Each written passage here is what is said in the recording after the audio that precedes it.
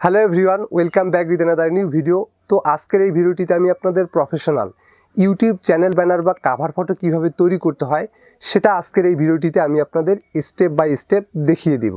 তো অনেকে আছে যারা নতুন ইউটিউব চ্যানেল ক্রিয়েট করার পর প্রফেশনাল ইউটিউব চ্যানেল ব্যানার বা কাভার ফটো তৈরি করতে পারে না। আবার এদের মধ্যে অনেকে আছে ব্যানার তো তৈরি করতে পারে কিন্তু ব্যানারের সঠিক সাইজ মেলাতে পারে না, অর্থাৎ ব্যানারের যেই জায়গায় লোগো থাকার কথা সেই জায়গায় লোগো শো করায় না, আবার ব্যানারের যেই জায়গায় টেক্সট অর্থাৎ লেখা থাকার কথা সেই জায়গায় লেখা শো করায় না। তো আপনার সাথেও যদি এরকম কিছু হয়ে থাকে তাহলে আজকের এই ভিডিওটি আপনার জন্য অনেক অনেক হেল্পফুল হবে। আর এই ভিডিওটা যদি আপনি শুরু থেকে শেষ অবধি দেখেন তাহলে আই প্রমিস এই ভিডিও দেখার পর আর আপনাকে কোনো ইউটিউব ব্যানারের উপর আর কোনো টিউটোরিয়ালই দেখতে হবে না।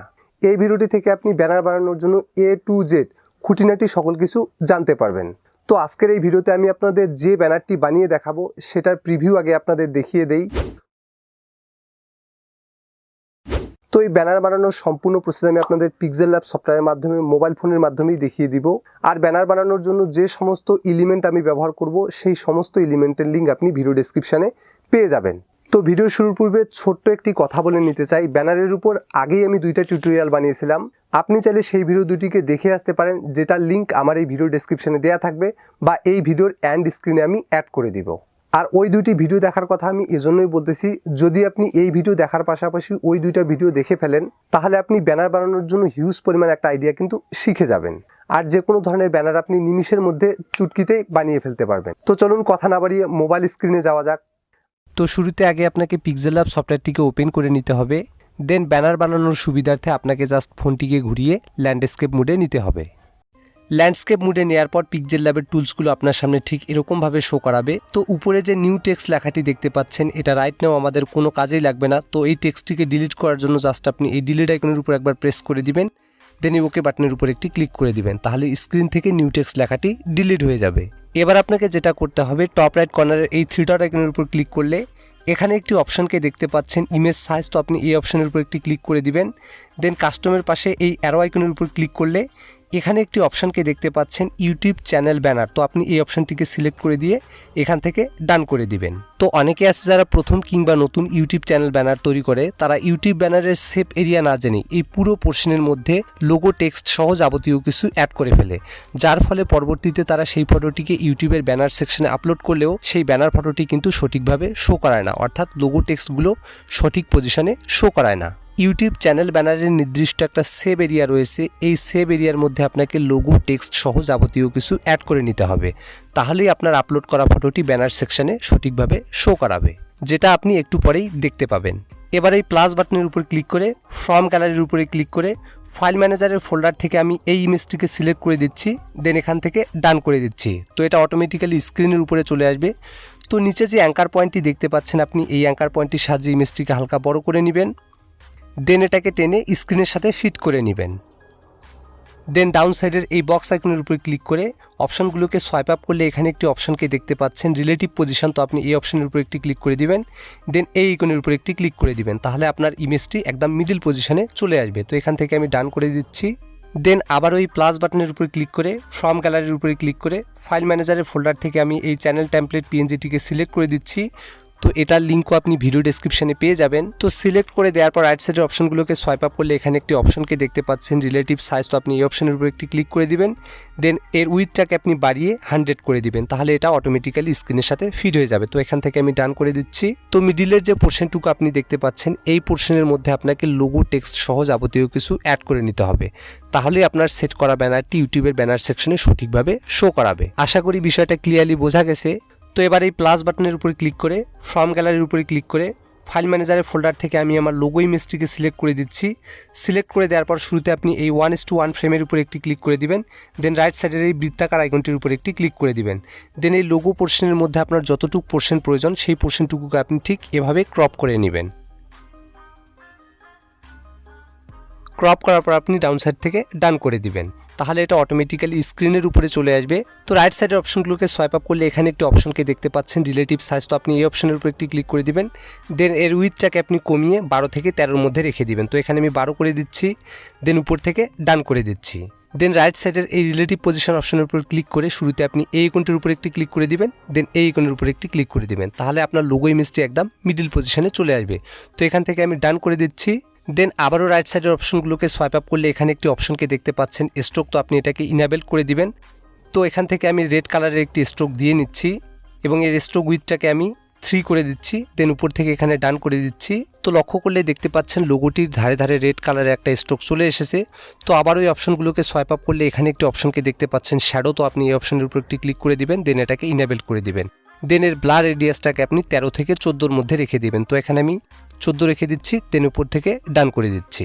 এবার দেখুন লোগোটির ধারে ধারে হালকা ব্ল্যাক কালারের একটা শ্যাডো দেখতে পাচ্ছেন। এই শ্যাডোটার কারণে কিন্তু লোগোটিকে আরও প্রফেশনাল দেখাচ্ছে। তো এবার আপনাকে যেটা করতে হবে, এই প্লাস বাটনের উপর ক্লিক করে টেক্সট অপশনের উপর ক্লিক করলে নিউ টেক্সট লেখাটি চলে আসবে। তো এটাকে আপনি টেনে ঠিক এই পজিশনে নিয়ে আসবেন। দেন এই নিউ টেক্সটের উপর ডাবল ট্যাপ করলে টেক্সট এডিটের অপশনটি চলে আসবে। তো এখানে আপনি আপনার ইউটিউব চ্যানেলের নেমটি লিখে নেবেন। তো আমি আপনাদের জাস্ট দেখানোর পারপাজে তন্ময় টেককে লিখে দিচ্ছি। লিখে দেওয়ার পর এখান থেকে ডান করে দিচ্ছি।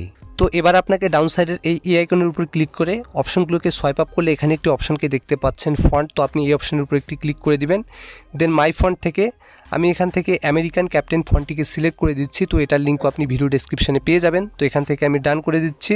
দেন আবার ওই অপশনগুলোকে সোয়াইপ আপ করলে এখানে একটি অপশনকে দেখতে পাচ্ছেন স্ট্রোক, তো আপনি এই স্ট্রোক অপশনের উপর একটি ক্লিক করে দিবেন, দেন এটাকে ইনেবল করে দিবেন এবং এর নিচের দিক থেকে স্ট্রোক উইথটাকে আপনি কমিয়ে 3 করে দিবেন। দেন আবার অপশনগুলোকে সোয়াইপ আপ করলে এখানে একটি অপশনকে দেখতে পাচ্ছেন স্পেসিং, তো আপনি এই স্পেসিং অপশনের উপর একটি ক্লিক করে দিবেন। এর স্পেসিংটাকে আপনি বাড়িয়ে 2 বা 3 মধ্যে রেখে দিবেন। তো এখানে আমি 3 করে দিচ্ছি এবং উপর থেকে ডান করে দিচ্ছি।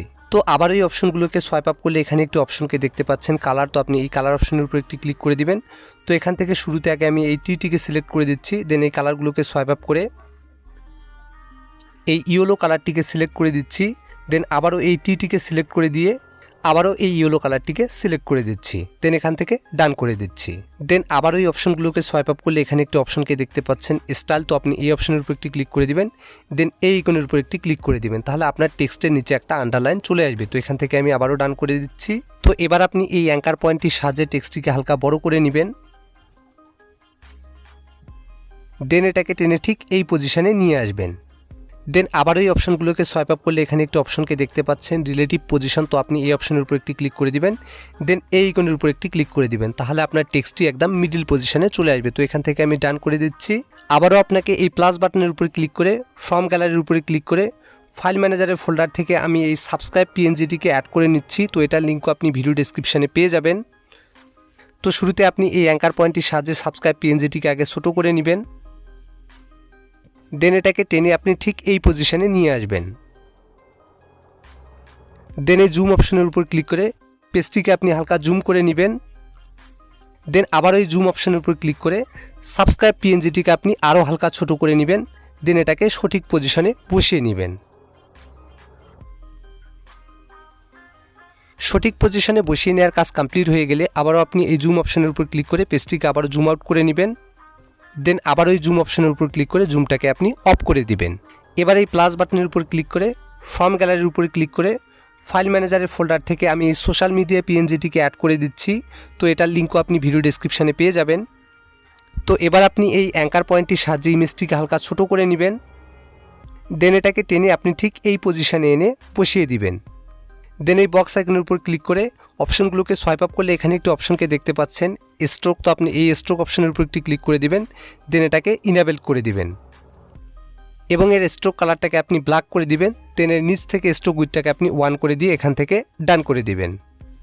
দেন আবার অপশনগুলোকে সোয়াইপ আপ করলে এখানে একটি অপশনকে দেখতে পাচ্ছেন শ্যাডো, তো আপনি এই শ্যাডো অপশনের উপর একটি ক্লিক করে দিবেন, দেন এটাকে ইনেবল করে দিবেন এবং এর নিচের দিক থেকে ব্লার রেডিয়াসটাকে আপনি 6 বা 7-এর মধ্যে রেখে দিবেন। তো এখানে আমি 7কে রেখে দিচ্ছি এবং উপর থেকে ডান করে দিচ্ছি।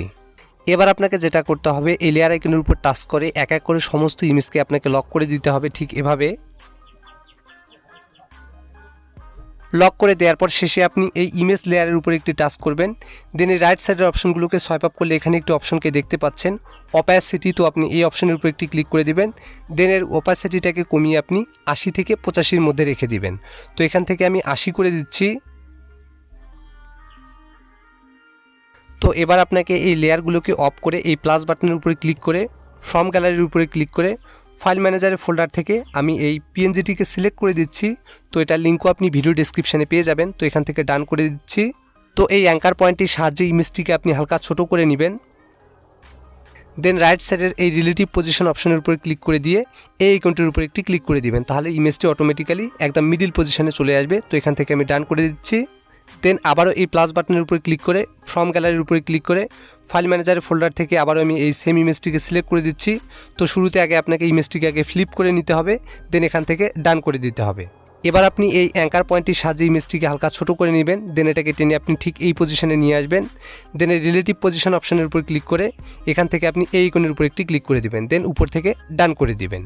তো ব্যানার বানানোর কাজ প্রায় কমপ্লিট। এবার আপনাকে যেটা করতে হবে, এই প্লাস বাটনের উপর ক্লিক করে ফ্রম গ্যালারির উপর ক্লিক করে সেম ইমেজটিকে আপনাকে সিলেক্ট করে দিতে হবে। দেন এই ইমেজটিকে আপনি ঠিক এভাবে ক্রপ করে নেবেন, দেন এখান থেকে ডান করে দিবেন। তো ইমেজটি অটোমেটিক্যালি স্ক্রিনের উপরে চলে আসবে। তো এটাকে আপনি টেনে ঠিক এভাবে বড় করে নেবেন আগে। দেন ইমেজটিকে টেনে আপনি ঠিক এই পজিশনে এনে বসিয়ে দিবেন। দেন এই লেয়ার আইকনের উপর টাচ করে এই পেন আইকনের উপর ক্লিক করে এই আইকনের উপর ক্লিক করলে এটার একটা ডুপ্লিকেট ইমেজ তৈরি হয়ে যাবে। তো এটাকেও আপনি টেনে ঠিক এই পজিশনে এনে বসিয়ে দিবেন। দেন আবারও এই লেয়ার আইকনের উপর টাচ করে ইমেজ দুটিকে আপনি লক করে দিবেন এবং নিচের দিক থেকে এই টেমপ্লেট পিএনজিটিকে আপনি অফ করে দিবেন। দেন এখান থেকে লেয়ারটাকে অফ করে দিবেন। তো দেখতেই পাচ্ছেন প্রফেশনাল একটা ব্যানার ইমেজ কিন্তু আমাদের তৈরি হয়েই গেছে। তো এই ব্যানার ইমেজটিকে এসডি ফরম্যাটে ডাউনলোড করার জন্য জাস্ট আপনি এই কর্নার থ্রি ডট আইকনের উপর একটি ক্লিক করে দিবেন, দেন এক্সপোর্ট ইমেজের উপর একটি ক্লিক করে দিবেন। দেন উপর থেকে এর ইমেজ ফরম্যাটটিকে আপনি পিএনজি করে নেবেন এবং এর নিচের দিক থেকে ডাইমেনশনসটিকে আপনি আলট্রা করে দিবেন। দেন সবশেষে এই সেভ টু গ্যালারির উপর একটি ক্লিক করে দিবেন এবং এই সেভ করা ইমেজটিকে আপনি ফাইল ম্যানেজারের পিক্সেলল্যাব ফোল্ডারে গেলেই দেখতে পাবেন। আশা করি ব্যানার বানানোর A to Z complete process আপনি ভালোভাবে বুঝতে পেরেছেন। তো ভিডিওটি যদি আপনার ভালো লেগে থাকে তাহলে ভিডিওটিতে একটি লাইক করবেন, আর চ্যানেলে নতুন হয়ে থাকলে চ্যানেলটিকে সাবস্ক্রাইব করবেন। Till then take care and stay safe.